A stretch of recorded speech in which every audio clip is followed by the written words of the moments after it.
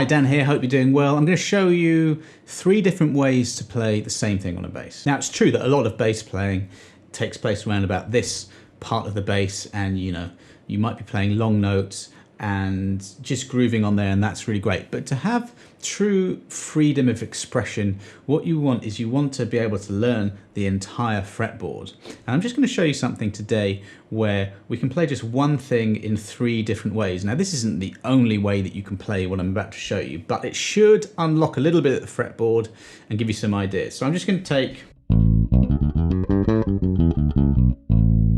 this scale here, just an A Mixolydian mode. Used a lot in blues and soul, and I really like it. So that would be quite a traditional way of playing it, so where you start with your 2nd finger. And if you're playing any scale or mode, make sure that you know it, and that you also know the arpeggio and the triad that comes from it. Triad is just the 1st, 3rd and 5th notes. Add the 7th note and you get a 7th arpeggio. Loads of music can come from that. It's just the standard arpeggio. We got the triad and the octave. And notice I played all of that starting with my 2nd finger, and that's all very well and good. But if you're improvising or doing a solo or whatever, and you find yourself maybe not with your 2nd finger on the 5th fret, you might actually just be like that.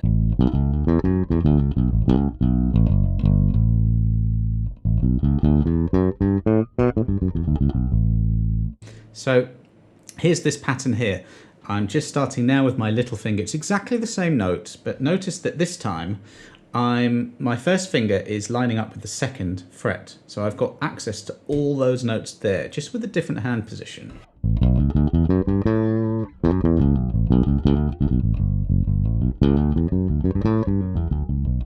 You should be able to shift between the shapes. And look, it just opened up a different world of playing for me there. Instead of having to be restricted to one bit that you know, you can go to 2. Right, so what about the 1st finger? This is what you want to do. You want to do starting on the 2nd finger, starting on the little finger, and starting on the 1st finger. Pretty much all scales you should be able to play in that configuration of 3 ways. As I said, there are others. I'll show you one at the end, which is really cool. But 1st finger would be this. It's a little bit more of a stretch, this one. A bit extended fingering rather than 1 finger per fret. That really opens things up. I started on the 5th fret and I'm ending up right there on the, what's that, the 9th fret. This is a 3-note per string pattern.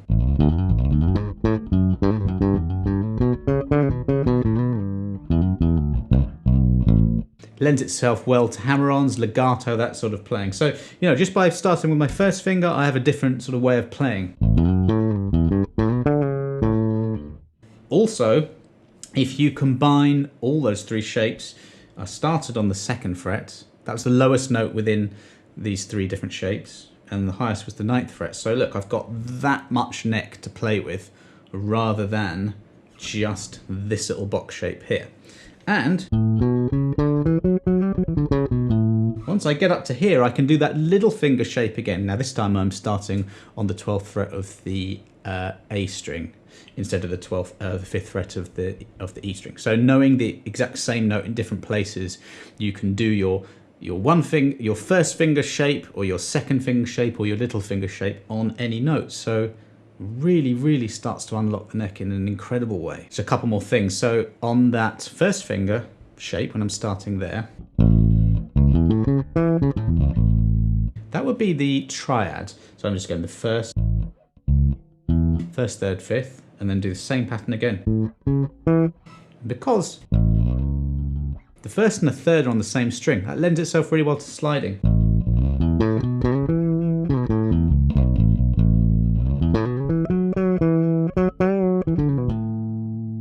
Then when I ended up there, I've got that shape starting with my little finger that ends up there. Now, I know these shapes so well, I'm not really thinking about them. I find myself playing and then literally seeing a shape coming up that I'm really familiar with. And the reason is because I know very well the one starting with my first finger, second finger, and little finger. It really, really helps. And obviously technique-wise, I'm using hammer-ons, pull-offs, those are all articulations. Make sure you learn those.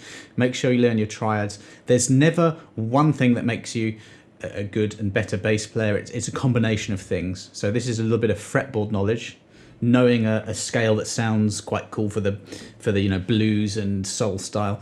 Listening to that style of music so that I know a few of the tricks that I've heard by working out duck-done bass lines, and working on techniques. So that's just an idea of a few things. So I hope you got something from that. Thanks very much for watching. Please do subscribe, like and share. If you have any questions whatsoever, let me know. I've got a blog, onlinebasscourses.com. You can go there. I've got loads of other stuff there, or just check out the channel. Plenty of other videos to help you. But thanks for watching, and I'll see you next time.